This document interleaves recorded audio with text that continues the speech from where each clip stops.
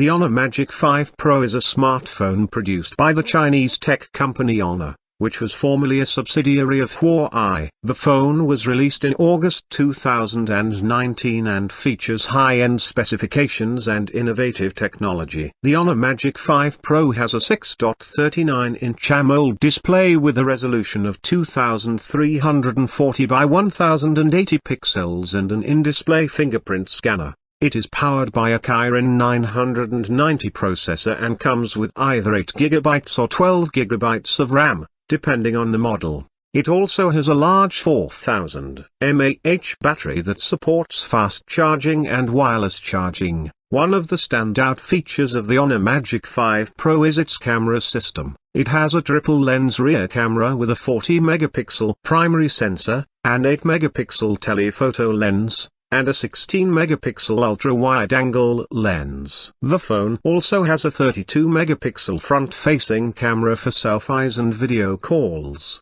In addition to its high-end specifications, the Honor Magic 5 Pro also features several innovative technologies, including a pop-up front-facing camera, which allows for a nearly bezel-free display, and an infrared face recognition system that can be used to unlock the phone in low-light conditions.